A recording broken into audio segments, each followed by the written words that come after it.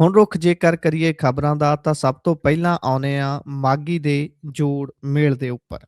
ਮਾਘੀ ਸੀ ਤੇ ਮਾਘੀ ਦੇ ਉੱਪਰ ਸਿਆਸੀ ਤਕਰੀਰਾਂ ਹੋਈਆਂ, ਸਿਆਸੀ ਸਟੇਜਾਂ ਲੱਗੀਆਂ। ਬੜਾ ਕੁਝ ਹੈ ਅੱਜ ਡਿਸਕਸ ਕਰਨ ਦੇ ਲਈ। ਸੋ ਚੱਲਦੇ ਹਾਂ ਮਿੰਟੂ ਜੀ ਦੇ ਕੋਲ।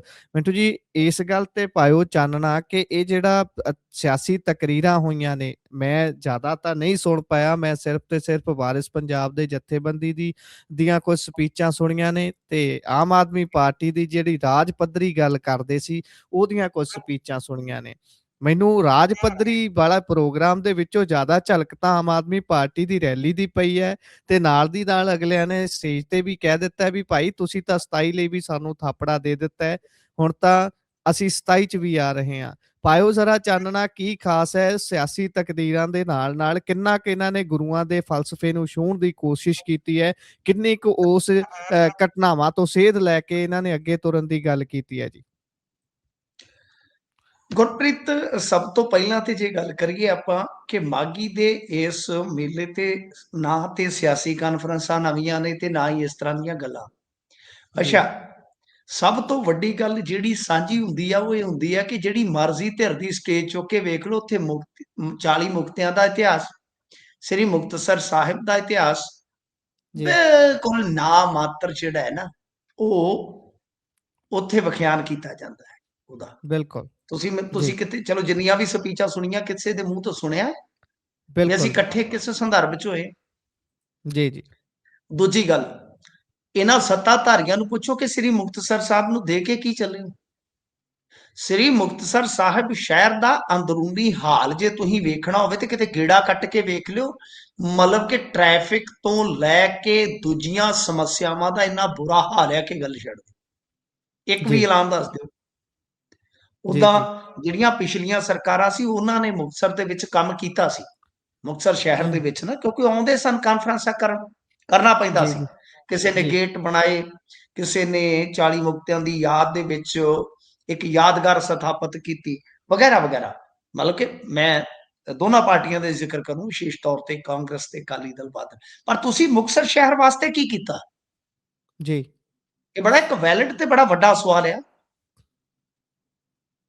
ਕਿ ਜੇ ਆਪਾਂ ਵੇਖੀਏ ਤੀਜਾ ਸਭ ਤੋਂ ਵੱਡਾ ਇਤਿਹਾਸਕ ਨਗਰ ਹੈ, ਇਹਨਾਂ ਨੂੰ ਤਾਂ ਇਹ ਨਹੀਂ ਪਤਾ ਹੋਣਾ ਕਿ ਸ੍ਰੀ ਮੁਕਤਸਰ ਸਾਹਿਬ ਦੇ ਵਿੱਚ ਗੁਰੂ ਘਰ ਕਿੰਨੇ ਆ ਜੀ, ਇਤਿਹਾਸਕ,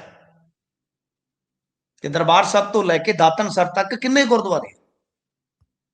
ਕਿਉਂਕਿ ਜਦੋਂ ਕਰਨੀ ਰਾਜਨੀਤੀ ਇਹਨਾਂ ਨੂੰ ਇਹਨਾਂ ਗੱਲਾਂ ਦੇ ਨਾਲ, ਇਹਨਾਂ ਨੂੰ ਇਹ ਨਹੀਂ ਪਤਾ ਹੋਣਾ ਕਿ ਮੁਕਤਸਰ ਦੇ ਵਿੱਚ ਜਿਹੜੀ ਸਮਾਧ ਤੇ ਜੁੱਤੀਆਂ ਪੈਂਦੀਆਂ ਨੇ, ਜੁੱਤੀਆਂ ਵੱਜਦੀਆਂ ਨੇ, ਸੰਗਤ ਜੁੱਤੀਆਂ ਮਾਰਦੀ ਆ, ਉਹ ਕਿਸ ਸ਼ਖਸ ਦੇ ਨਾਂ ਤੇ ਮਾਰਦੇ ਨੇ ਜੀ, ਇਹਨਾਂ ਨੂੰ ਤਾਂ ਕਿਸੇ ਨੂੰ ਪਤਾ ਹੀ ਨਹੀਂ ਹੋਣਾ। ਤੇ ਉਹੋ ਜਿਹੇ ਗਾਂ ਜਿਹੜੇ ਹੁੰਦੇ ਨੇ ਇਹਨਾਂ ਦੀਆਂ ਰੈਲੀਆਂ 'ਚ ਬੈਠੇ, ਚਾਹੇ ਉਹ ਕਿਸੇ ਵੀ ਪਾਰਟੀ ਦੀ ਰੈਲੀਆਂ 'ਚ ਹੋਣ, ਉਹ ਜਗਾਰੇ ਛੱਡ ਕੇ ਤੇ ਗਾਂ ਬਸ। ਬਿਲਕੁਲ। ਤਾਂ ਕਹਿਣ ਦਾ ਮਤਲਬ ਇਹ ਕਿ ਦੇਖੋ, ਦੋ ਤਿੰਨ ਚੀਜ਼ਾਂ ਹੁੰਦੀਆਂ ਜਿਹੜੀਆਂ ਕਿ ਮੈਂ ਆਮ ਤੌਰ ਤੇ ਦੇਖਣਾ ਜਿਗਿਆਸਾ ਦਾ ਵਿਸ਼ਾ ਰੱਖਦੀਆਂ ਨੇ ਕਿ ਇਕੱਠ ਦਾ ਮੈਂ ਤੁਹਾਨੂੰ ਪਹਿਲਾਂ ਹੀ ਦੱਸਤਾ ਸੀਗਾ ਕਿ ਇੰਨੇ ਕਿੱਲੇ ਇਹ ਜ਼ਮੀਨ ਲੈਣ ਨੂੰ ਫਿਰਦੇ ਆ। ਦੇਖ ਲਓ ਉਹਨਾਂ ਦਾ ਪੰਡਾਲ ਭਰਨ ਵਾਸਤੇ ਤੁਸੀਂ ਵੇਖ ਲਓ ਕਿ ਪਟਿਆਲਾ ਹੋਵੇ, ਬਟਾਲਾ ਹੋਵੇ, ਕਿੱਥੋਂ ਬੱਸਾਂ ਟੋਈਆਂ। 1600 ਬੱਸ ਲੱਗੀ, ਪਟਵਾਰੀਆਂ ਤੱਕ ਦੀ ਡਿਊਟੀ ਲਾ ਦਿੱਤੀ ਗਈ ਜੀ। ਹਰ ਐਮਐਲਏ ਨੂੰ ਡਿਊਟੀ ਲਾ ਕੇ ਤੇ ਬੰਦੇ ਲਿਆਉਣ ਵਾਸਤੇ ਕਿਹਾ। ਔਰ ਕਮਾਲ ਦੀ ਗੱਲ ਆ ਕਿ ਆਮ ਘਰਾਂ ਦਾ ਮੁੰਡਾ ਚੀਫ ਮਿਨਿਸਟਰ ਆ ਤੇ ਉਹਨੇ ਆਮ ਘਰਾਂ ਦੇ ਬੇਰੁਜ਼ਗਾਰ ਪਹਿਲਾਂ ਹੀ ਤਾੜ ਦਿੱਤੇ ਸਨ। ਅੱਜ ਮੈਂ ਵੀਡੀਓ ਪਾਇਆ ਸੀਗਾ ਸਵੇਰੇ 8 ਵਜੇ ਕਿ ਸਾਡਾ ਇੱਥੇ ਲਾਗੇ ਆ, ਮੇਰਾ ਕਲਾਸਮੇਟ ਹੀ ਹੁੰਦਾ ਸੀਗਾ, ਅਸੀਂ ਇੱਕੋ ਸਕੂਲ 'ਚ ਪੜ੍ਹੇ ਆ, ਤੇ ਉਹ ਨੇਤਾ ਸੰਘਰਸ਼ੀਲ ਨੇਤਾ, ਉਸਨੂੰ ਤੜਕੇ ਆ ਕੇ ਮੂੰਹ ਨੇਰੇ ਨੱਪਿਆ ਪਿਆ ਸੀ ਕਿ ਨਹੀਂ ਤੂੰ ਨਹੀਂ ਜਾ ਸਕਦਾ। ਤੇ ਉੱਥੇ ਮੁੱਖ ਮੰਤਰੀ ਝੂਠ ਬੋਲ ਰਹੇ ਸਨ ਕਿ ਮੈਨੂੰ ਰਾਹ 'ਚ ਬੇਰੁਜ਼ਗਾਰ ਮਿਲੇ। ਤੁਸੀਂ ਇੱਕ ਵੀਡੀਓ ਪਾ ਕੇ ਦੱਸੋ ਕਿੱਥੇ ਬੇਰੁਜ਼ਗਾਰ ਮਿਲੇ ਤੁਹਾਨੂੰ? ਤੁਹਾਡਾ ਕਾਫਲਾ ਤੇ ਘੂਕਦਾ ਆਇਆ, ਵਾਇਆ ਬਠਿੰਡਾ ਆਇਆ, ਮੈਂ ਤੁਹਾਨੂੰ ਦੱਸ ਦਿੰਦਾ, ਤੁਹਾਡਾ VIP ਰੂਟ ਲੱਗਾ ਸੀ ਹਰ ਥਾਂ ਤੇ ਜੀ, ਤੇ ਸੰਗਤ ਰੋਕੀ ਜਾ ਰਹੀ ਸੀ, ਜਦ ਕਿ ਸਰਕਾਰੀ ਬੱਸਾਂ ਜਿਹੜੀਆਂ ਰੈਲੀ 'ਚ ਪੁੱਜਣੀਆਂ ਸਨ ਉਹਨਾਂ ਵਾਸਤੇ ਰੂਟ ਤਿਆਰ ਕੀਤਾ ਜਾ ਰਿਹਾ ਸੀ। ਤਾਂ ਮਤਲਬ ਕਿ ਇਸ ਤਰ੍ਹਾਂ ਇਕੱਠ ਹੋਇਆ। ਇਕੱਠ ਨੋ ਡਾਊਟ ਇਹਨਾਂ ਦਾ ਇਕੱਠ ਬਹੁਤ ਜ਼ਬਰਦਸਤ ਸੀ ਜੀ, ਬਹੁਤ ਜ਼ਬਰਦਸਤ ਸੀ, ਪਰ ਉਹਦੇ ਇਮਕਾਨਾਤ ਬਿਲਕੁਲ ਹੈਗੇ ਸੀ ਕਿ ਇਹਨਾਂ ਨੇ ਇਕੱਠ ਕਰਨਾ, ਕਿਉਂਕਿ ਮਸ਼ੀਨਰੀ ਸਾਰੀ ਇਹਨਾਂ ਦੇ ਕੋਲ ਆ। ਤੇ ਤੁਸੀਂ ਜਿਹੜਾ ਰਾਜ ਪੱਧਰੀ ਦਾ ਕਿਹਾ, ਰਾਜ ਪੱਧਰੀ ਸਮਾਗਮ। ਮੈਂ ਅੱਜ ਆਪਣੀ ਜਿਹੜੀ ਸਾਡੀ ਬੌਧਿਕ ਕਪੈਸਿਟੀ ਹੈ ਨਾ, ਸਾਡੀ ਬੌਧਿਕ ਸਮਰੱਥਾ ਹੈ, ਮੈਂ ਤੇ ਜੀ ਉਹਦੇ ਤੇ ਵੀ ਸਵਾਲ ਖੜਾ ਕੀਤਾ ਜੀ ਕਿ ਸਾਨੂੰ ਇਹਨਾਂ ਨੇ ਬੌਧਿਕ ਤੌਰ ਤੇ ਐਡਾ ਕੰਗਾਲ ਸਮਝਿਆ ਹੈ ਕਿ ਇੱਕੋ ਦਸਤਾਵੇਜ਼ ਜਿਹੜਾ ਸਰਕਾਰੀ ਆ ਉਹਦੇ ਉੱਤੇ ਲਿਖਿਆ ਕਿ ਰਾਜ ਪੱਧਰੀ ਸਮਾਗਮ ਤੇ ਹੇਠਾਂ ਇੱਕ ਪੰਕਤੀ ਛੱਡ ਕੇ ਲਿਖਿਆ ਵਿਸ਼ਾਲ ਰੈਲੀ।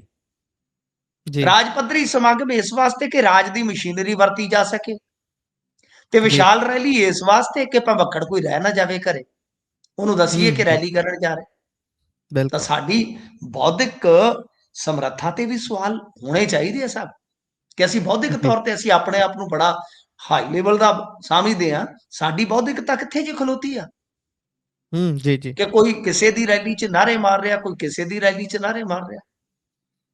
ਵਿਹਲੇ ਬੰਦੇ ਮਤਲਬ ਕਿ ਤੁਰੇ ਜਾਂਦੇ ਆ। ਇੱਕ ਮੈਨੂੰ ਅੱਜ ਕਹਿੰਦਾ ਕਿ ਲੈ ਪਾਰਟੀ ਦੀ ਵਫਾਦਾਰੀ ਵੀ ਹੁੰਦੀ ਆ, ਸਾਰੇ ਥੋੜੀ ਕਿਤੇ ਏਦਾਂ ਲੈ ਜਾਂਦੇ ਆ, ਸਰਕਾਰ ਹੈਗੀ ਆ ਤੇ ਸਾਰੇ। ਤੇ ਮੈਂ ਕਿਹਾ ਜੇ ਇਹ ਨਹੀਂ ਵਫਾਦਾਰ ਹੈ ਤੇ ਛੋਟੇ ਹਾਥੀ ਤੇ ਚੜ ਕੇ ਚਲੇ ਜਾਣ, ਸਾਡੀਆਂ ਸਰਕਾਰੀ ਬੱਸਾਂ ਤੇ ਕਿਉਂ ਜਾਂਦੇ ਨੇ? ਬਿਲਕੁਲ ਆਪਦੀ ਕਾਰ ਲੈ ਜਾਣ। ਦੂਜੀਆਂ ਪਾਰਟੀਆਂ ਦੇ ਵੀ ਆਗੂ ਸਹਿਬਾਨ ਜਾਂ ਸੰਗਤ ਜਿਹੜੀ ਆ ਉਹ ਆਪਦੇ ਵਾਹਨਾਂ ਤੇ ਜਾਂਦੀ ਆ ਨਾ, ਤੇ ਤੁਹਾਨੂੰ ਜੀ ਕੀ ਜੀ ਹੋਇਆ ਜੇ ਏਡੇ ਵਫਾਦਾਰ ਹੈ, ਸਾਈਕਲਾਂ ਤੇ ਜਾਓਗਾ, ਠੰਡੀ ਠੰਡੀ ਹਵਾ ਲਾਗੇ, ਠੰਡੀ ਠੰਡੀ ਹਵਾ ਲਾਉਂਦੇ ਜਾਓ ਤੁਸੀਂ ਨਾਰੇ। ਉਦੋਂ ਵੀ ਤੇ ਤੁਹਾਨੂੰ ਪਤਾ ਸਪੀਕਰ ਬੰਨੀ ਫਿਰਦੇ ਹੁੰਦੇ ਛੋਟੇ ਹਾਥੀਆਂ ਤੇ, ਬਿਲਕੁਲ ਜਦੋਂ ਸੱਤਾ 'ਚ ਨਹੀਂ ਸੀ ਆਏ। ਮਾਨ ਸਾਹਿਬ ਤੇ ਆਪ ਖੁਦ ਟੈਂਪੂ ਜੇ 'ਚ ਚੜੇ ਫਿਰਦੇ ਹੁੰਦੇ ਸੀ, ਤੁਹਾਨੂੰ ਸ਼ਾਇਦ ਯਾਦ ਹੋਏਗਾ। ਇੱਕ ਖੁੱਲਾ ਜੀ ਡਾਲਾ ਜਿਹਾ ਲਈ ਫਿਰਦੇ ਹੁੰਦੇ ਸੀ, ਉਹਦੇ ਉੱਤੇ ਗਾਣਾ ਚੱਲਦਾ ਸੀ, ਤੇਰੇ ਯਾਰ ਨੂੰ ਦੱਬਣ ਨੂੰ ਫਿਰਦੇ ਨੇ ਪਰ ਦੱਬਦਾ ਕਿੱਥੇ ਆ। ਜੀ ਤਾਂ ਅੱਜ ਕੀ ਹੋ ਗਿਆ? ਅੱਜ ਤੁਹਾਨੂੰ 1600 ਬੱਸ ਦੀ ਲੋੜ ਪੈ ਗਈ। ਖੈਰ ਦੇਖੋ, ਮਾਨ ਸਾਹਿਬ ਨੇ ਉੱਥੇ ਜਲੇਬੀ ਉਹੀ ਬਣਾਈ ਆ, ਖੰਡ ਮਿੱਠਾ ਫੋਲਿਆ ਕਿ ਦੇਖੋ ਜੀ ਅਸੀਂ ਆ ਕੀਤਾ, ਅਸੀਂ ਰਿਸ਼ਵਤਾਂ ਤੋਂ ਬਗੈਰ ਨੌਕਰੀ ਜਿਹੜੀ ਦਿੱਤੀ ਆ, ਅਸੀਂ ਐਦਾਂ ਕੀਤਾ, ਉਦਾਂ ਕੀਤਾ। ਪਰ ਇਹ ਨਹੀਂ ਦੱਸਿਆ ਕਿ ਤੁਹਾਡੀ ਬੇਰੁਜ਼ਗਾਰੀ ਦਰ ਕਿੰਨੀ ਆ। 63,000 ਨੌਕਰੀ ਜ਼ਰੂਰ ਗਿਣਾਈ ਆ, ਜੀ 63,000 ਨੌਕਰੀ ਤੇ ਮੈਂ ਅੱਗੇ ਕਿਹਾ ਕਿ ਇਹਨੂੰ ਵੰਡ ਲਓ 4 ਸਾਲਾਂ 'ਚ, ਐਵਰੇਜ ਕਿੰਨੀ ਪਈ? 15,000। ਤੇ ਜੀ 15,000 ਸਮੇਤ ਪੁਲਿਸ ਮਹਿਕਮੇ ਦੇ 2-2.5 ਤਾਂ ਉਹ ਕਰਨੀ ਹੁੰਦੀ ਆ ਹਰ ਸਾਲ, ਜੀ ਤਾਂ ਕਿੰਨੀ ਜੀ ਜੀ ਐਵਰੇਜ ਆ ਗਈ? ਹੁਣ ਤੁਸੀਂ ਆਪ ਦੱਸ ਦਿਓ ਕਿ ਸਰ ਉਸ ਐਵਰੇਜ ਦੇ ਮੁਤਾਬਕ ਕੀ ਇੰਨੀ ਕੁ ਭਰਤੀ ਤੇ ਪੰਜਾਬ ਦੇ ਵਿੱਚ ਵੈਸੇ ਹੀ ਜਿੰਨੀ ਵੀਆਰਐਸ ਹੁੰਦੀ ਆ, ਜਿੰਨੀ ਰਿਟਾਇਰਮੈਂਟ ਹੁੰਦੀ ਆ, ਜਾਂ ਜੋ ਡੈਥ ਕੇਸ ਵਗੈਰਾ ਹੁੰਦੇ ਨੇ, ਉਹ ਤਾਂ ਮੇਰੇ ਖਿਆਲ ਦੇ ਨਾਲ ਨਾਰਮਲ ਬਣ ਜਾਏਗੀ। ਔਰ ਕਦੇ ਤੁਸੀਂ ਇਹ ਅੰਕੜਾ ਨਹੀਂ ਕੱਢ ਕੇ ਦਿੱਤਾ ਕਿ ਪਿਛਲੀ ਸਰਕਾਰ ਵੇਲੇ ਕਿੰਨੀਆਂ ਭਰਤੀਆਂ ਸਟਾਰਟ ਹੋਈਆਂ ਸਨ। ਜੀ ਮੌਜੂਦਾ ਸਮੇਂ ਦੇ ਵਿੱਚ ਤੁਹਾਡੀ ਇਕਨੋਮੀ ਕਿੱਥੇ ਖਲੋਤੀ ਹੈ, ਤੁਹਾਡੀ ਪਰ ਕੈਪੀਟਾ ਕਿੱਥੇ ਖਲੋਤੀ ਹੈ, ਤੁਹਾਡੇ ਸੈਕਟਰਾਂ ਦੀ ਗਰੋਥ ਕਿੱਥੇ ਖਲੋਤੀ ਆ। ਅੱਜ 19ਵੇਂ ਨੰਬਰ ਤੇ ਆ ਪੰਜਾਬ, ਜਿਹੜਾ ਕਦੇ ਕਿ ਪਹਿਲੇ ਨੰਬਰ ਤੇ ਹੁੰਦਾ ਸੀਗਾ ਪਰ ਕੈਪੀਟਾ ਦੇ ਜੀ ਹਿਸਾਬ ਨਾਲ। ਕਦੇ ਉਹਨਾਂ ਗੱਲਾਂ ਤੇ ਤੁਸੀਂ ਗੱਲ ਕਰੋਗੇ ਹੀ ਨਹੀਂ, ਕਿਉਂਕਿ ਤੁਹਾਡੀ ਸਿਲੈਕਟਿਵ ਸੋਚ ਆ, ਉਹੀ ਤੁਹਾਡੀ ਜੋ ਕਮੇਡੀ ਵਾਲੀ ਜਾਂ ਇੱਕ ਕਮੇਡੀਅਨ ਵਾਲੀ ਸ਼ੈਲੀ ਹੈ, ਉਹਦੇ ਵਿੱਚ ਹੀ ਲੱਛੇਬਾਜ਼ੀ ਦਾ ਭਾਸ਼ਣ ਹੈ, ਲੋਕਾਂ ਨੂੰ ਅੱਛਾ ਲੱਗਦਾ ਬਾਈ। ਪਰ ਇਹਦਾ ਆਊਟਪੁੱਟ ਕੀ ਹੈ? ਮੈਂ ਤੇ ਸ੍ਰੀ ਮੁਕਤਸਰ ਸਾਹਿਬ ਦੇ ਲਿਹਾਜ਼ ਨਾਲ ਪੁੱਛਦਾ ਅੱਜ ਇਹਨਾਂ ਦੇ ਬੰਦਿਆਂ ਨੂੰ ਕਿ ਸ੍ਰੀ ਮੁਕਤਸਰ ਸਾਹਿਬ ਨੂੰ ਕੀ ਦੇ ਕੇ ਗਏ? ਜੀ ਇੱਕ ਵੀ ਚੀਜ਼ ਗਿਣਾ ਦਿਓ। ਅੱਛਾ, ਸੁਰੱਖਿਆ ਦੇ ਪ੍ਰਬੰਧ ਇੰਨੇ ਤਗੜੇ ਕਿ ਵਿਧਾਇਕਾਂ ਨੂੰ ਵੀ 100 ਕਿ 150 ਮੀਟਰ 100 ਕਿ 150 ਫੀਟ ਦੂਰ ਬਿਠਾਇਆ ਗਿਆ ਸੀ। ਜੀ ਉਹ ਕਹਿੰਦੇ ਜੀ ਆਮ ਆਦਮੀ ਹੈ। ਮਤਲਬ ਕਿ ਤੁਸੀਂ ਇਹ ਹਿਸਾਬ ਲਾ ਲਓ। ਖੈਰ ਜੇ ਆਪਾਂ ਗੱਲ ਕਰੀਏ ਇਸ ਤੋਂ ਇਲਾਵਾ, ਤੁਸੀਂ ਜਿੱਦਾਂ ਕਿਹਾ ਕਿ ਹੋਰ ਧਿਰਾਂ ਨੇ, ਅਕਾਲੀ ਦਲ, ਬਾਦਲ, ਉਹ ਵੀ ਉੱਥੇ ਸੀਗੇ। ਪਰ ਮੈਂ ਇੱਥੇ ਇੱਕ ਤੁਹਾਨੂੰ ਗੱਲ ਦੱਸ ਦੇਵਾਂ ਕਿ ਜਿਹੜੀ ਸਭ ਤੋਂ ਵੱਡੀ ਗੱਲ ਆ ਇਸ ਜੀ ਰੈਲੀ ਦੇ ਵਿੱਚ, ਇੱਕ ਵੱਡੀ ਗੱਲ, ਨੋਟੇਬਲ ਗੱਲ ਸੀ ਕਿ ਮਨੀਸ਼ ਸਿਸੋਦੀਆ ਨੇ ਸੰਕੇਤਕ ਤੌਰ ਤੇ 2027 ਵਾਸਤੇ ਇਹਨਾਂ ਦਾ ਚਿਹਰਾ ਐਲਾਨ ਦਿੱਤਾ ਜੀ ਉਹੀ ਕਿ ਉਹੀ ਇਹਨਾਂ ਮੈਂ ਕਾ ਸੁਣਿਆ ਸੀ, ਤਾਂ ਹੀ ਆਖਿਆ ਜੀ। ਉਹਨਾਂ ਨੇ ਹਾਂਜੀ ਕਹਿਤਾ ਵੀ ਤੁਸੀਂ ਮੋਹਰ ਲਾਤੀ ਅੱਜ ਇੱਥੇ ਆ ਕੇ। ਵੀ ਇੰਨਾ ਵੱਡਾ ਇਕੱਠ ਵੇਖ ਕੇ ਤੇ ਮਤਲਬ ਕਿ ਪੂਰੀ ਉਮੀਦ ਵੱਜਦੀ ਆ ਕਿ ਵਾਗਡੋਰ ਫਿਰ ਤੁਸੀਂ ਕੇਜਰੀਵਾਲ ਤੇ ਭਗਵੰਤ ਮਾਨ ਜੀ ਦੇ ਹੱਥਾਂ ਵਿੱਚ ਦਿਓਗੇ। ਤਾਂ ਇਹਦਾ ਮਤਲਬ ਹੈ ਕਿ ਭਗਵੰਤ ਮਾਨ ਹੋਰਾਂ ਨੂੰ ਥਾਪੀ ਦੇ ਦਿੱਤੀ ਕਿ ਚੱਲ ਵੀ ਸੂਰਮਿਆ ਤਾਰਾ ਆਪਣੀ ਬਾਹੀਂ ਫੇਰ ਜਤਾ। ਤੇ ਇਹ ਲੱਗ ਪੈਣਗੇ ਹੁਣ ਸ਼ਗੂਫੇ ਛੱਡਣ, ਲਫ਼ਬਾਜ਼ੀ ਕਰਨ, ਲਤੀਫੇਬਾਜ਼ੀ ਕਰਨ, ਵੱਡੇ ਵੱਡੇ ਦਾਅਵੇ ਕਰਨ। ਤਾਂ ਦੇਖਦੇ ਹਾਂ, ਲੈਟਸ ਸੀ। ਮੈਂ ਤੁਹਾਨੂੰ ਪਹਿਲਾਂ ਹੀ ਕਿਹਾ ਕਿ ਹੁਣ ਚੈਨ ਨਹੀਂ ਆਏਗੀ ਪੱਤਰਕਾਰਾਂ ਨੂੰ, ਹੁਣ ਤੇ ਖਬਰਾਂ ਡਿੱਗਣਗੀਆਂ ਜਿਵੇਂ ਇਹ ਕਹਿ ਲਓ ਕਿ ਨੇਰੀ ਬੇਰੀ ਤੋਂ ਪੱਕੀ, ਬੇਰੀ ਤੋਂ ਬੇਰ ਡਿੱਗਦੇ ਆ ਨਾ, ਇਦਾਂ ਹੀ ਖਬਰਾਂ ਡਿੱਗਣਗੀਆਂ। ਤੋ ਖੈਰ ਬਿਲਕੁਲ ਜੇ ਆਪਾਂ ਥੋੜੀ ਜਿਹੀ ਹੁਣ ਦੂਜਿਆਂ ਦੀ ਵੀ ਗੱਲ ਨਾ ਕਰੀਏ ਤੇ ਬੇਇਨਸਾਫੀ ਹੈ, ਕਿਉਂਕਿ ਜਿਹੜਾ ਆਪੋਜੀਸ਼ਨ ਦੀ ਗੱਲ ਨਹੀਂ ਕਰਦਾ ਉਹ ਜਾਂ ਤਾਂ ਵਿਕਿਆ ਤੇ ਜਾਂ ਜੀ ਬਿਲਕੁਲ ਜਿੱਦਾਂ ਕਹਿ ਲਓ ਕਿ ਕਿਸੇ ਪਾਸੇ ਝੁਕਿਆ। ਤਾਂ ਆਪੋਜੀਸ਼ਨ ਦੇ ਵਿੱਚ ਦੂਸਰਾ ਜੇ ਆਪਾਂ ਵੱਡਾ ਇਕੱਠ ਦੇਖੀਏ ਤਾਂ ਉਹ ਡੈਫੀਨਿਟਲੀ ਸੁਖਬੀਰ ਸਿੰਘ ਬਾਦਲ ਦਾ, ਪਰ ਸੁਖਬੀਰ ਸਿੰਘ ਬਾਦਲ ਨੂੰ ਹੁਣ ਕਾਫੀ ਹੋਸ਼ ਆਈ ਆ ਦੇਰ ਬਾਅਦ ਕਿ ਬਾਈ ਆਪਾਂ ਸਕਿੱਲ ਯੂਨੀਵਰਸਿਟੀ ਬਣਾਵਾਂਗੇ, ਯੂਨੀਵਰਸਿਟੀ ਬਣਾਉਣ ਤੋਂ ਇਲਾਵਾ ਕਿ ਬਾਈ ਆਪਾਂ ਜਿਹੜੀ ਪੰਜਾਬ ਦੀ ਨੌਕਰੀ ਆ ਉਹਨੂੰ ਪ੍ਰੋਟੈਕਸ਼ਨਿਜ਼ਮ ਦੇਵਾਂਗੇ। ਤੇ ਜੀ ਸਭ ਤੋਂ ਪਹਿਲਾਂ ਤੁਹਾਨੂੰ ਮੈਂ ਇੱਕ ਗੱਲ ਯਾਦ ਕਰਾ ਦੇਵਾਂ ਨਾ, ਇਹਨਾਂ ਦੇ ਭੰਬਖੜ ਜਿਨ੍ਹਾਂ ਦਾ ਸੋਸ਼ਲ ਮੀਡੀਆ ਤੇ ਬੜੀ ਦੇਰ ਬਾਅਦ ਜਨਮ ਹੋਇਆ, ਇਹਨਾਂ ਨੂੰ ਤੇ ਪਤਾ ਨਹੀਂ ਆ ਜਿਹੜਾ ਪ੍ਰਵਾਸੀ ਬੰਦਿਆਂ ਦੀਆਂ ਜਾਂ ਬਾਹਰੀ ਬੰਦਿਆਂ ਦੀਆਂ ਨੌਕਰੀਆਂ ਦਾ ਮੁੱਦਾ ਨਾ ਤੁਹਾਡੇ ਭਰਾ ਨੇ ਚੁੱਕਿਆ ਸੀ, ਔਰ ਚੁੱਕਿਆ ਪਤਾ ਕਿਹਦੇ ਸਾਹਮਣੇ ਸੀ? ਸਭ ਤੋਂ ਪਹਿਲਾਂ ਫਸਟ ਆਫ ਆਲ ਜੀ ਜੀ ਮੋਲਾ ਪਿੰਡ ਦੇ ਵਿੱਚ ਚੀਫ ਮਿਨਿਸਟਰ ਉਸ ਸਮੇਂ ਅੱਖ ਚੱਕ ਪਾ ਕੇ ਪ੍ਰਕਾਸ਼ ਸਿੰਘ ਬਾਦਲ। ਜੀ ਤੈਨੂੰ ਕਿਹਾ ਕਾਕਾ ਕੌਣ? ਮੈਂ ਕਿਹਾ ਤੁਹਾਡੀ ਸਿਕਿਉਰਿਟੀ ਦੇ ਵਿੱਚ ਹੀ ਬੰਦੇ ਆ ਬਾਹਰ ਦੇ। ਤੇ ਮੈਂ ਕਿਹਾ ਇਹਨਾਂ ਜੀ ਦੀਆਂ ਘਰ ਵਾਲੀਆਂ ਨੂੰ ਵੀ ਟੀਚਰ ਦੀ ਨੌਕਰੀ ਮਿਲੀ ਹੋਈ ਆ ਪੰਜਾਬ 'ਚ, ਇਹਨਾਂ ਨੂੰ ਰਿਹਾਇਸ਼ਾਂ ਮਿਲੀਆਂ। ਤੇ ਜਿਹੜਾ ਸੀਐਮ ਸਿਕਿਉਰਿਟੀ ਦਾ ਇੰਚਾਰਜ ਸੀ ਉਹ ਮੇਰੇ ਵੱਲ ਇਦਾਂ ਵੇਂਦਾ ਸੀਗਾ ਕਿ ਹੋ ਸਕਦਾ ਬ੍ਰਸ਼ਟ ਹੀ ਮਾਰ ਦੇਵੇ ਮੇਰੇ ਸੀਨੇ 'ਚ। ਜੀ ਇਹ ਮੋਲਾ ਪਿੰਡ ਦੀ ਗੱਲ ਆ। ਅੱਜ ਵੀ ਉਹ ਪੁਲਿਸ ਮੁਲਾਜ਼ਮ, ਪੁਲਿਸ ਅਧਿਕਾਰੀ ਜਿਹੜੇ ਆ ਉਹ ਇੱਥੇ ਹੈਗੇ ਨੇ ਸਾਡੇ ਇਲਾਕੇ ਦੇ ਵਿੱਚ ਵੀ। ਤੇ ਮੈਂ ਜੀ ਕਿਹਾ ਅੱਜ ਸੁਖਬੀਰ ਸਿੰਘ ਬਾਦਲ ਨੂੰ ਹੁਣ ਇਹਨਾਂ ਗੱਲਾਂ ਦਾ ਚੇਤਾ ਆ ਗਿਆ, ਇਹਨਾਂ ਗੱਲਾਂ ਹੂੰ ਦਾ ਚੇਤਾ ਆ ਗਿਆ। ਆ ਭਗਵੰਤ ਮਾਨ ਨੇ ਤੇ ਪਿੱਛੇ ਜਿਹੜੇ 1748 ਕਾਂਸਟੇਬਲਾਂ ਨੂੰ ਵੰਡੇ ਨੇ ਨਿਯੁਕਤੀ ਪੱਤਰ, ਇਹਨਾਂ ਦੇ ਵਿੱਚ ਮੈਨੂੰ ਇੱਕ ਪੁਲਿਸ ਮਹਿਕਮੇ ਦੇ ਬੜੇ ਵੱਡੇ ਸੋਰਸ ਨੇ ਦੱਸਿਆ ਕਿ ਇਹਨਾਂ ਦੇ ਵਿੱਚ ਜੀ ਬਾਹਰੀ ਭਰਤੀ ਬਹੁਤ ਹੋਈ ਹੈ। ਤਾਂ ਜੀ ਖੈਰ ਅੱਜ ਅਕਾਲੀਆਂ ਨੇ ਇਹ ਗੱਲਾਂ ਯਾਦ ਕਰਾਈਆਂ ਕਿ ਆਪਾਂ ਵੇਖੋ ਕਿੰਨੇ ਟਿਊਬਲ ਕਨੈਕਸ਼ਨ ਵੰਡੇ ਤੇ ਅੱਜ 10-10 20-20 ਲੱਖ ਦਾ ਕਨੈਕਸ਼ਨ ਮਿਲ ਰਿਹਾ ਤੇ ਆਪਾਂ ਤੇ ਹੂੰ ਤੁਰੇ ਜਾਂਦੇ ਕਨੈਕਸ਼ਨ ਲੈ ਆਉਂਦੇ ਸੀ। ਮਤਲਬ ਕਿ ਲੋਕਾਂ ਨੂੰ ਯਾਦ ਕਰਾਇਆ ਕਿ ਯਾਰ ਕਾਲੀ ਵੀ ਕਦੇ ਹੁੰਦੇ ਸੀ, ਅਸੀਂ ਵੀ ਜੀ ਤੇਰੇ ਹੁੰਦੇ ਸੀ। ਤਾਂ ਇਸ ਕਰਕੇ ਬਈ ਹੁਣ ਇਹਨਾਂ ਦੀ ਜੇ ਆਪਾਂ ਗੱਲ ਕਰੀਏ ਤਾਂ ਇਹਨਾਂ ਨੇ ਆਪਣਾ ਵਿਜ਼ਨ ਜਿਹੜਾ ਉਹ ਲੋਕਾਂ ਦੇ ਵਿੱਚ ਰੱਖਣਾ ਸਟਾਰਟ ਕਰ ਦਿੱਤਾ ਹੈ। ਪੁਰਾਣੇ ਕੰਮ ਗਣਾਉਣੇ ਸਟਾਰਟ ਕਰ ਦਿੱਤੇ ਆ ਕਿ ਲੋਕ ਕੰਪੇਅਰ ਕਰ ਸਕਣ। ਤੇ ਜੇ ਆਪਾਂ ਵਾਰਸ ਪੰਜਾਬ ਦੀ ਜਥੇਬੰਦੀ ਦੀ ਰੈਲੀ ਦੀ ਗੱਲ ਕਰੀਏ, ਦੇਖੋ ਮੈਂ ਨਹੀਂ ਸੁਣੀ ਇੱਕ ਵੀ ਸਪੀਚ ਉਧਰੋਂ, ਪਰ ਇੱਕ ਖਬਰ ਹੁਣ ਆ ਰਹੀ ਆ ਕਿ ਲੱਖਾ ਸਿਧਾਣਾ ਉਹਨਾਂ ਦੀ ਸਟੇਜ ਤੇ ਗਿਆ ਹੈ। ਜੀ ਇਹ ਤੁਸੀਂ ਪੁਸ਼ਟੀ ਕਰਦੇ ਨਹੀਂ ਕਿ ਬਈ ਕਿਹੜੇ ਕਿਹੜੇ ਲੀਡਰ ਉੱਥੇ ਬੋਲੇ? ਲੱਖੇ ਸਿਧਾਣੇ ਦੀ ਸਪੀਚ ਤਾਂ ਮੈਂ ਸੁਣ ਰਿਹਾ ਸੀਗਾ ਕਿ ਜੀ ਜਥੇਬੰਦੀ ਦਾ ਮੋਢੀ ਦੀਪ ਸਿੱਧੂ ਸੀ, ਤੇ ਦੀਪ ਸਿੱਧੂ ਤੋਂ ਬਾਅਦ ਇਹ ਮਿਸਾਲ ਆ ਗਈ ਬਈ ਅਮਰਤਪਾਲ ਸਿੰਘ ਦੇ ਹੱਥ ਦੇ ਵਿੱਚ, ਤੇ ਆਓ ਫਿਰ ਛੱਡੀਏ ਜਕਾਰਾ। ਤਾਂ ਇਹਦਾ ਮਤਲਬ ਕਿਤੇ ਇਹ ਤੇ ਨਹੀਂ ਹੈ ਕਿ ਲੱਖਾ ਸਿਧਾਣਾ ਜੁਆਇਨ ਕਰ ਗਏ, ਕਿਉਂਕਿ ਕੁਝ ਪੋਸਟਾਂ ਇਦਾਂ ਦੀਆਂ ਪੈ ਰਹੀਆਂ ਨੇ ਕਿ ਲੱਖਾ ਸਿਧਾਣਾ ਜੁਆਇਨ ਕਰ ਗਏ। ਦੇਖੋ ਸਟੇਜ ਬਿਲਕੁਲ ਸਾਂਝਾ ਕਰਨਾ ਇੱਕ ਵੱਖਰੀ ਗੱਲ ਹੁੰਦੀ ਆ, ਪਾਰਟੀ ਨੂੰ ਅਫੀਸ਼ੀਅਲੀ ਮੈਂਬਰਸ਼ਿਪ ਲੈ ਕੇ ਜੁਆਇਨ ਕਰਨਾ ਇੱਕ ਵੱਖਰੀ ਗੱਲ ਹੁੰਦੀ ਆ।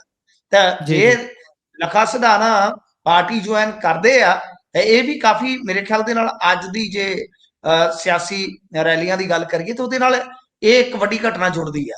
ਖੈਰ ਜੀ ਗੱਲ ਇਹ ਆ ਕਿ ਬਈ ਇਸ ਤਰ੍ਹਾਂ ਉੱਥੇ ਸਿਆਸੀ ਜ਼ੋਰ ਅਜਮਾਇਸ਼ ਹੋਈ ਆ, ਸਿਆਸੀ ਜੁਮਲੇਬਾਜ਼ੀ ਖੂਬ ਹੋਈ ਆ। ਪਰ ਮੈਂ ਤੁਹਾਡੇ ਸਾਹਮਣੇ ਇਹ ਇੱਕ ਸਵਾਲ ਰੱਖ ਦਿੰਦਾ ਕਿ ਜੋ ਇਹ ਸਾਰਾ ਜ਼ੋਰ ਲੱਗਿਆ ਖਾਸ ਤੌਰ ਤੇ ਸੱਤਾਧਾਰੀ ਧਿਰ ਦਾ, ਉਹਦਾ ਆਊਟਪੁੱਟ ਕੀ ਹੈ? ਕਿਉਂਕਿ ਉਹਨਾਂ ਨੇ ਰਾਜ ਪੱਧਰੀ ਸਮਾਗਮ ਕੀਤਾ ਹੈ।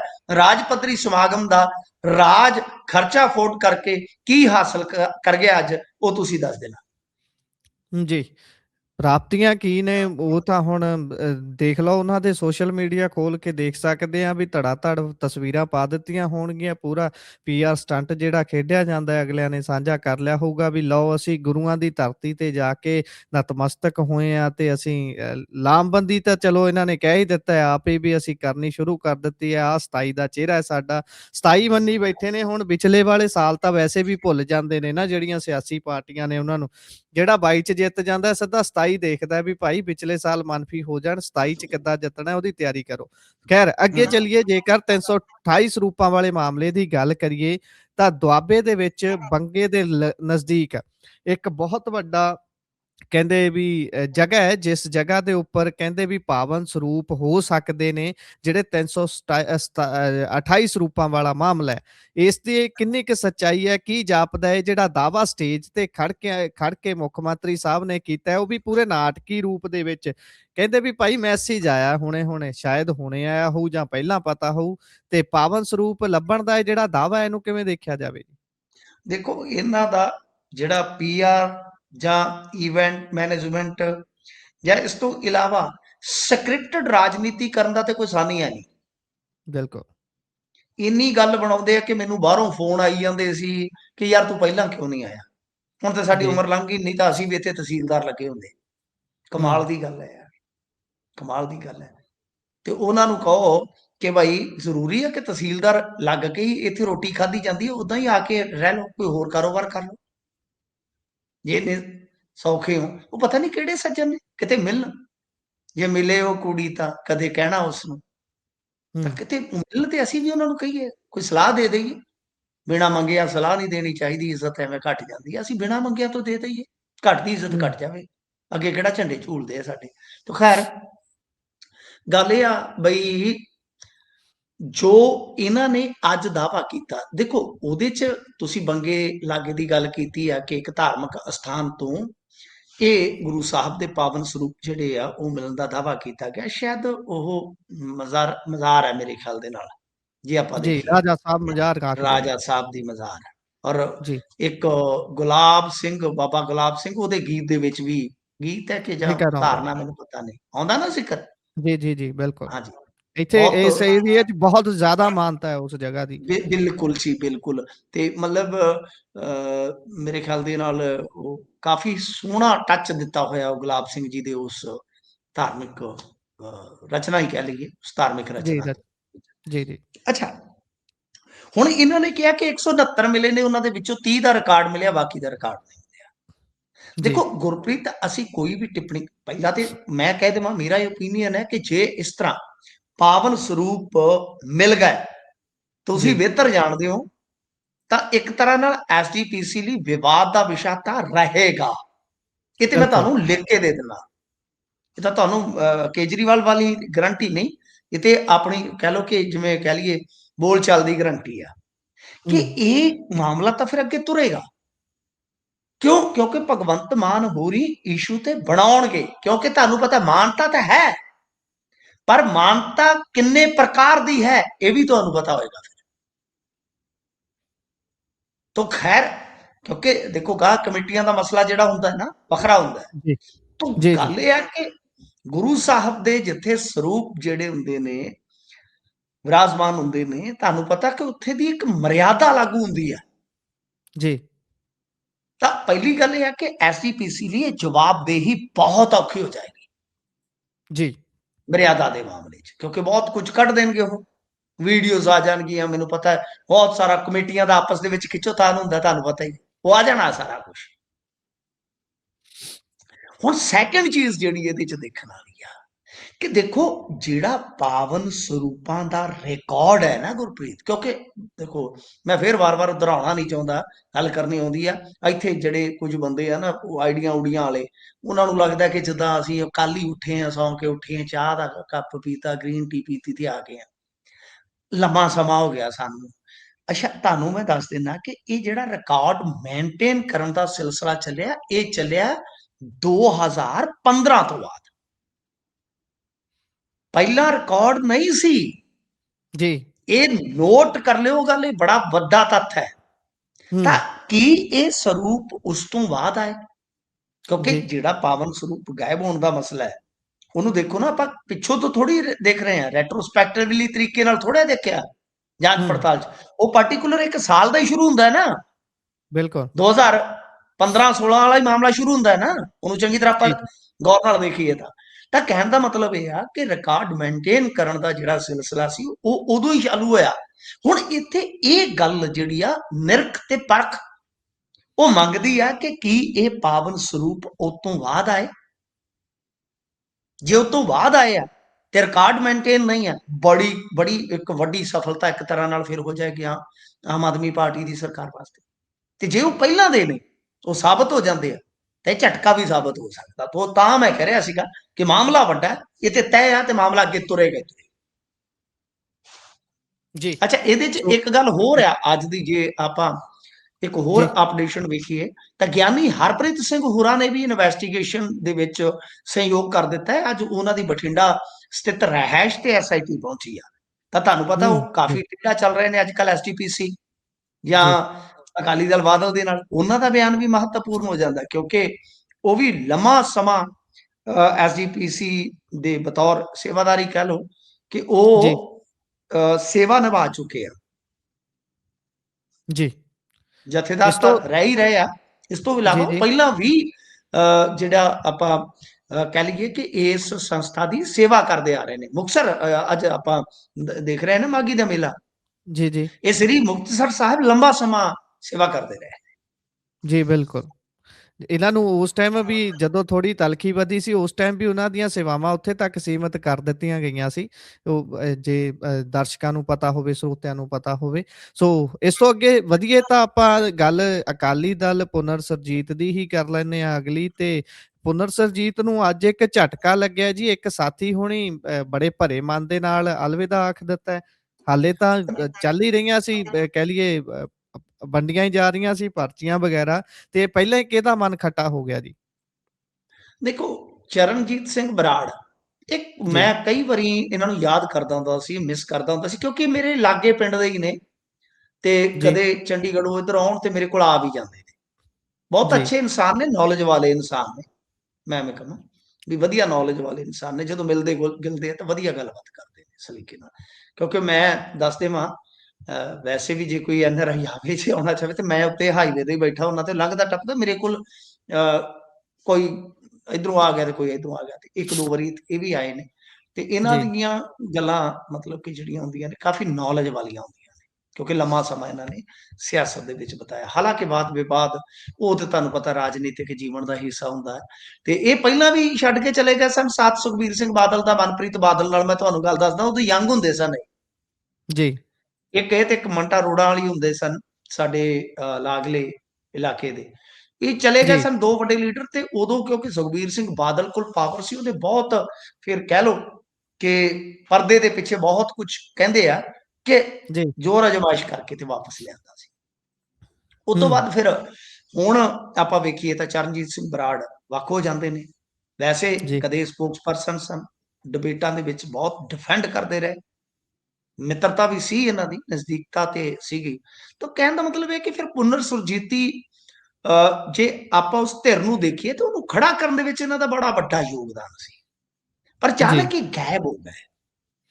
ਹੂੰ, ਇੱਕ ਦੋ ਵਾਰ ਅਸੀਂ ਗੱਲ ਵੀ ਕਰਨੀ ਚਾਹੀ, ਪਰ ਮੇਰੇ ਖਿਆਲ ਦੇ ਨਾਲ ਇੱਕ ਨੰਬਰ ਵੀ ਬਦਲ ਗਿਆ ਸੀ ਇਹਨਾਂ ਦਾ, ਜੇ ਮੈਂ ਗਲਤ ਨਹੀਂ ਹਾਂ। ਜੀ, ਤਾਂ ਕਹਿਣ ਦਾ ਮਤਲਬ ਇਹ ਆ ਕਿ ਮੈਨੂੰ ਇਹ ਗੱਲ ਥੋੜੀ ਜਿਹੀ ਅਟਪਟੀ ਲੱਗ ਰਹੀ ਸੀ ਗੁਰਪ੍ਰੀਤ, ਕਿਉਂਕਿ ਪੱਤਰਕਾਰਾਂ ਦਾ ਸੁਭਾਅ ਵੀ ਸ਼ੱਕੀ ਬਣ ਜਾਂਦਾ ਹੈ ਜੀ, ਸਿਆਸਤਦਾਨਾਂ ਪ੍ਰਤੀ, ਕਿ ਮਾੜੀ ਮੋਟੀ ਕੋਈ ਬਾਡੀ ਲੈਂਗੁਏਜ, ਮਾੜਾ ਮੋਟਾ ਕਿਸੇ ਦਾ ਕੋਈ ਚੁੱਪ ਗੜੁੱਪ ਰਹਿਣਾ, ਤੇ ਉਹ ਆਪਾਂ ਨੂੰ ਕਿਤੇ ਨਾ ਇੱਕ ਸ਼ੱਕੀ ਸੁਭਾਅ ਦੇ ਵਿੱਚ ਖਬਰ ਦੇ ਤੌਰ ਤੇ ਤੋਰ ਦਿੰਦਾ ਹੈ ਕਿ ਯਾਰ ਇਹ ਕਿਉਂ। ਮੈਂ ਕਈ ਮੰਚਾਂ ਤੇ ਇਸ ਗੱਲ ਦਾ ਜ਼ਿਕਰ ਕੀਤਾ ਕਿ ਚਰਨਜੀਤ ਸਿੰਘ ਬਰਾੜ ਕਿੱਥੇ ਨੇ। ਜੀ, ਹਾਲਾਂਕਿ ਇਹਨਾਂ ਦੀ ਇੱਕ ਫੈਮਿਲੀ ਪ੍ਰੋਬਲਮ ਵੀ ਚੱਲਦੀ ਆ ਨਿੱਜੀ, ਮੈਂ ਉਧਰ ਨਹੀਂ ਜਾਵਾਂਗਾ, ਘਰੇਲੂ ਸਮੱਸਿਆ ਵੀ ਆ। ਤਾਂ ਖੈਰ ਗੱਲ ਇਹ ਆ ਕਿ ਅੱਜ ਸਾਫ਼ ਹੋ ਗਿਆ, ਇਹਨਾਂ ਨੇ ਤੇ ਪੋਸਟ ਪਾ ਦਿੱਤੀ ਭਰੇ ਮਨ ਦੇ ਨਾਲ ਕਿ ਭਾਈ ਜੀ, ਇਹ ਸਿਧਾਂਤਾਂ ਤੋਂ ਥਿੜਕ ਚੁੱਕੇ। ਕਹਿਣ ਦਾ ਭਾਵ ਇਹ ਲੱਭੋ ਲਵਾਵੇ। ਹੁਣ ਉਹ ਵੀ ਜੀ, ਸਿਧਾਂਤਾਂ ਤੋਂ ਥਿੜਕ ਚੁੱਕੇ ਆ, ਇਹ ਵੀ ਸਿਧਾਂਤਾਂ ਤੋਂ ਥਿੜਕ ਚੁੱਕੇ, ਤੇ ਹੁਣ ਸਿਧਾਂਤ ਵਾਲਾ ਲੱਭੀਏ ਕਿਹੜਾ ਬਈ। ਬਿਲਕੁਲ। ਤਾਂ ਫਿਰ ਜੇ ਤਾਂ ਅਕਾਲੀ ਦਲ 'ਚ ਜਾਣਾ ਤੇ ਫਿਰ ਚਲੇ ਜਾਓ, ਅਕਾਲੀ ਦਲ ਵਾਰਸ ਪੰਜਾਬ ਦੇ ਹੈਗਾ। ਕਿ ਕੀ ਜੀ, ਚਰਨਜੀਤ ਸਿੰਘ ਬਰਾੜ ਵਾਪਸ ਆਉਣਗੇ? ਹਾਲਾਂਕਿ ਉਹਨਾਂ ਨੇ ਥੱਲੇ ਲਿਖਿਆ ਹੋਇਆ ਸੀਗਾ ਕਿ ਕੁਝ ਸਿਹਤ ਦੇ ਮੇਰੇ ਕਾਰਨ ਹੈ, ਇਸ ਕਰਕੇ ਥੋੜਾ ਜਿਹਾ ਮੈਂ ਗੁਰੇਜ਼ ਕਰਾਂਗਾ ਮੀਡੀਆ ਨਾਲ ਗੱਲਬਾਤ ਕਰਨ ਤੋਂ, ਤਾਂ ਇਸ ਕਰਕੇ ਮੈਂ ਡਿਸਟਰਬ ਨਹੀਂ ਕੀਤਾ। ਪਰ ਇਹਨਾਂ ਨੂੰ ਪੁੱਛਾਂਗੇ ਕਿ ਕੀ, ਜੇ ਮੰਨ ਲਓ ਬਈ ਇਹ ਹੁਣ ਇਰਾਦਾ ਰੱਖਦੇ ਆ ਕਿ ਅਕਾਲੀ ਦਲ ਬਾਦਲ ਦੇ ਵਿੱਚ ਵਾਪਸ ਆ ਜਾਈਏ, ਤੇ ਕੀ ਉੱਥੇ ਸਿਧਾਂਤ ਸਾਰੇ ਠੀਕ ਹੋ ਗਏ ਨੇ?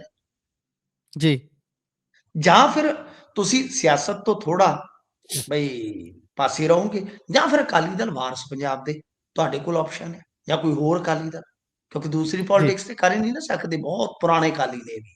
ਤਾਂ ਖੈਰ ਦੇਖਣਾ ਹੋਏਗਾ। ਪਰ ਅਕਾਲੀ ਦਲ ਪੁਨਰ ਸੁਰਜੀਤੀ ਦਾ ਆਪਾਂ ਕੰਮ ਦੇਖ ਲਿਆ ਸੀਗਾ ਤਰਨ ਤਾਰਨ ਚੋਣ ਵੇਲੇ।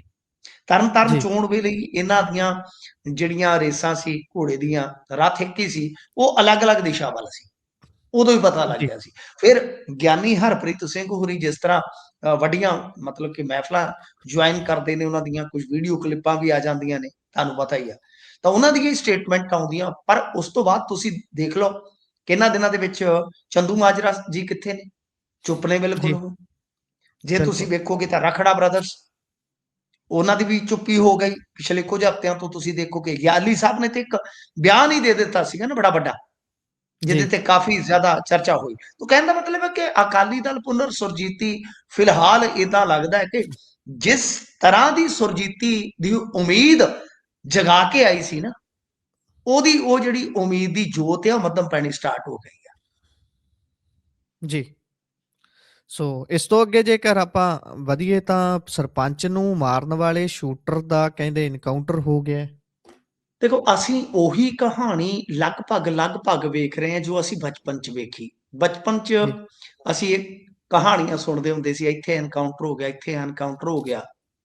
ਤੇ ਆ ਸਾਡੇ ਪਿੰਡ ਦੇ ਆਲੇ-ਦੁਆਲੇ ਜਿੱਥੇ ਮੈਂ ਰਹਿੰਦਾ ਨਾ, ਜਿੱਥੇ ਤੁਹਾਡੇ ਨਾਲ ਗੱਲ ਕੀਤੀ ਆ, ਮੇਰੀ ਜੀ ਸੰਭਾਲਾ 'ਚ ਇੱਥੇ ਹੀ 3-4 ਵੱਡੀਆਂ ਵਾਰਦਾਤਾਂ ਹੋਈਆਂ, ਕਿਲੋਮੀਟਰ ਦਾ ਲਾ ਲਓ ਏਰੀਆ ਹੋਏਗਾ। ਤੇ ਉਹਦੇ ਜੀ ਵਿੱਚ ਇੱਕ ਫੇਕ ਐਨਕਾਊਂਟਰ ਵੀ ਸੀਗਾ। ਤੋ ਕਹਿਣ ਦਾ ਜੀ ਮਤਲਬ ਇਹ ਆ ਕਿ ਯਾਰ ਅਸੀਂ ਤਕਰੀਬਨ ਉਹੀ ਦੌਰ ਦੇਖ ਰਹੇ ਹਾਂ, ਕਿਉਂਕਿ ਅਸੀਂ ਉਦੋਂ ਰਸਾਲੇ ਪੜ੍ਹਦੇ ਹੁੰਦੇ ਸੀ। ਕਈ ਰਸਾਲੇ ਇਸ ਜੀ ਤਰ੍ਹਾਂ ਦੇ ਹੁੰਦੇ ਸੀ ਜਿਹੜੇ ਲੁੱਕ ਕੇ ਪੜ੍ਹਨੇ ਪੈਂਦੇ ਹੁੰਦੇ ਸੀ।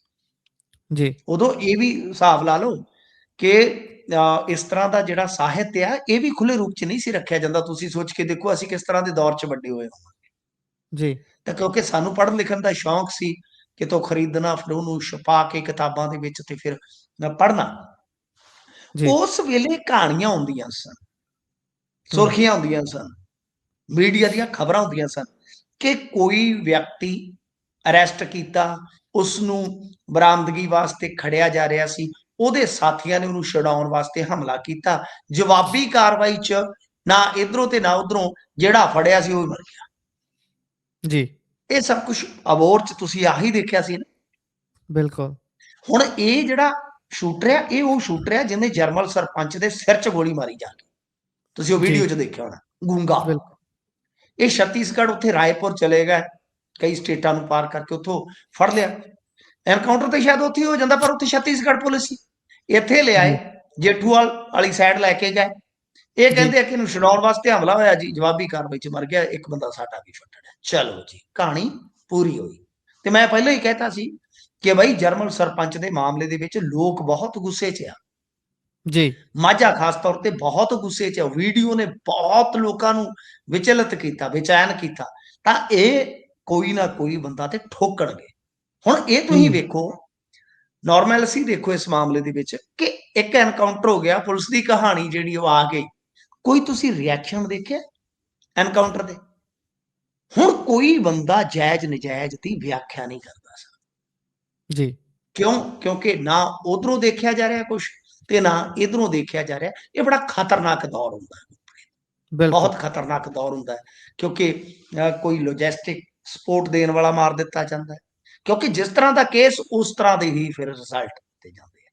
ਤਾਂ ਬਿਲ ਮੈਂ ਤੁਹਾਨੂੰ ਜੋੜ ਕੇ ਦੱਸਿਆ ਕਿ ਅਸੀਂ ਜਿਸ ਤਰ੍ਹਾਂ ਦਾ ਦੌਰ ਕਦੇ ਸੁਰਤ ਸੰਭਲ ਵੇਲੇ ਵੇਖਿਆ ਸੀ ਨਾ, ਅਸੀਂ ਜੀ ਹੁਣ ਜਵਾਨੀ ਢਲਦੀ ਤੋਂ ਵੀ ਉਹੀ ਦੇਖ ਰਹੇ ਹਾਂ। ਹੂੰ ਜੀ ਇਸ ਤੋਂ ਅੱਗੇ ਜੇਕਰ ਆਪਾਂ ਗੱਲ ਕਰੀਏ ਤਾਂ ਉਧਰ ਪਾਕਿਸਤਾਨ ਪਹੁੰਚੀ ਜਿਹੜੀ ਸਰਬਜੀਤ ਹੈ, ਉਸ ਦੀ ਹੁਣ ਇੱਕ ਆਡੀਓ ਸਾਹਮਣੇ ਆਈ ਹੈ, ਕਥਿਤ ਆਡੀਓ ਜਿਹੜੀ ਆਈ ਹੈ ਉਸ ਦੇ ਵਿੱਚ ਕੀ ਗੱਲ ਕਰ ਰਹੀ ਹੈ?